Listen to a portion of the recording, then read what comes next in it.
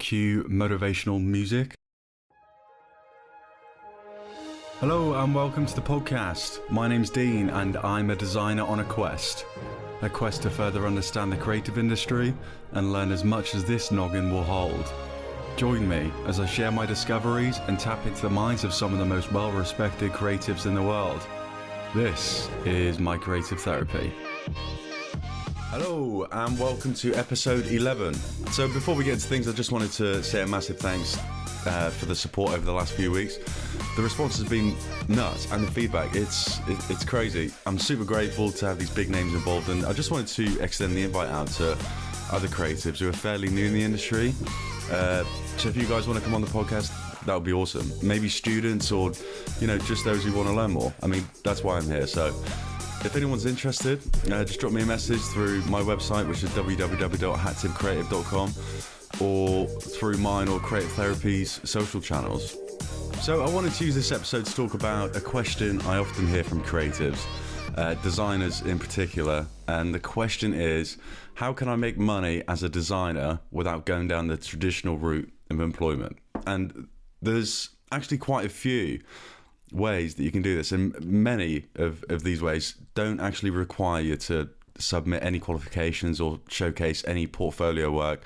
So if you're just starting out, these should sound pretty good.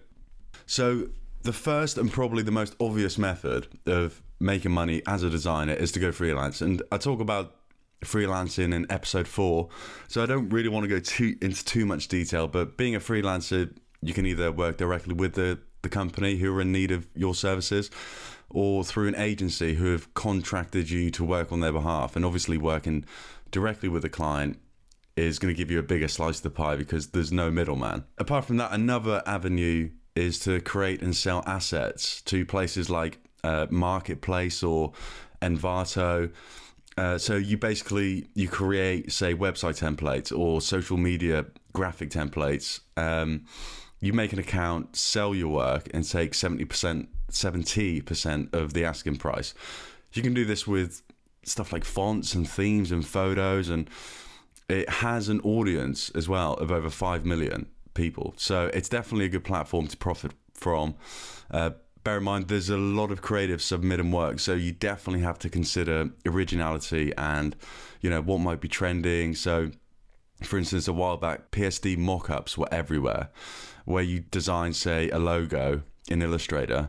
You download one of these PSD mock-ups and you placed it from Illustrator into the PSD, and it gave the illusion that, your work was on a billboard or a sign or a business card. They were awesome because they showed how things could look in situ, but the value kind of diluted when everyone started using them. So definitely a good one, but just do your research first. Another fairly lucrative way to make money as a designer, and it's fairly similar to traditional freelance life, is by using websites like 99 Designs, Crowdspring, and a real popular at the moment, Vidsy, which works a little differently to 99 Designs and Crowdspring, and I'll explain a little bit more in a minute. But the real difference between using these tools and traditional freelancer methods is there's a fixed price set in place by the client. So the client will submit a brief to 99 Designs, for example, and say, I want my campaign to look like this, or my website or logo to look like this. And by the way, my budget is £12.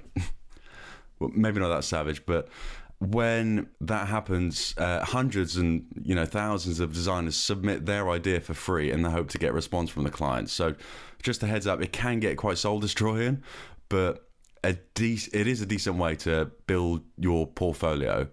And they are, fairly descriptive briefs. So if you're looking for a challenge and you don't know where to start, that might be a good place to look. What I often found myself doing when I was experimenting with these things, with these sites a few years back, is that you're constantly clock watching, not because you're bored but because you want to get the most out of what you put in. If a logo design is set at £100 and you usually charge £50 per hour, any longer than 2 hours and you're going to start getting a bit twitchy. And again, I mentioned this in sort of episode 4, but it really does depend on how much you value your time. However, Vidsy is a new platform which I definitely recommend, and this isn't sponsored or anything, but They're mainly involved in motion graphics and video. A job goes up on the site from a client who is fairly usually big. So you get brands like Netflix, Amazon, Facebook submit their jobs via Vidsy, and it's a set price. However, this is the difference. So when you sign up to the site, you have to share your portfolio. And when there's a project that's available and it's suited to your skills and you've applied for it and been accepted to work on that project, as long as you submit your work in files before the deadline, you'll be paid. So unlike 99 Designs and CrowdSpring, there's that security of knowing that you're going to be paid. You won't be fighting against other creatives, and you'll be working with some awesome clients.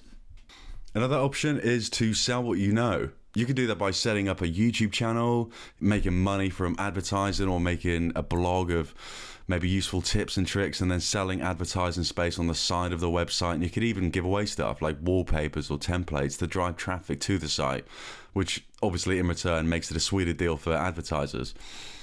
Or maybe traditional methods of teaching and coaching, or workshops. I've seen some pretty average Joes set up some workshops on eventbrite.com, and they get some fairly reputable creatives on board, and they sell tickets anywhere from £25 to £100. There's also sites like Skillshare where you sell online classes in a form of like a series of videos. Paula Scher from Pentagram has actually done a few, which look awesome. They look cool. I need to check them out. But there's an application process and a few terms and conditions as well. But there's another platform called Udemy, and there's no application involved. And the minimum requirement is around about 30 minutes of work, and 60% of that work must be video. So there's no cost to set up a shop, and users can sort of make classes free or set the price. Most classes tend to run under $50, but you could also write a book, or you could start a brand or a company which involves the creative work that you enjoy doing, like maybe a clothing brand where you design the artwork on the t-shirts. The market's pretty saturated, to be honest, but there's loads of tools for this kind of thing if you're interested. If you're not interested in the production side of things and you just want to focus on the creative side of things, there's sites like Teespring, Zazzle, Spreadshirt. So basically what you do, you design your logo or you design your graphic, you upload it, and you set a price. And what happens is at least X amount of people have to purchase your t-shirt or hoodie or socks before the whole thing gets approved. So when you're doing the application process, you can set the budget and how many people you want or think will buy it before it's released to them. It's not gambling, but there's definitely some consideration to be taken when thinking about how many can I sell for this price. So that's kind of how it works. But yeah, check them out anyway. You'll find more on the website. But the good thing is that there's loads of different ways to make money on the side as a designer, and some of which you could definitely make a living from. I hope this all helps, and yeah, speak to you soon.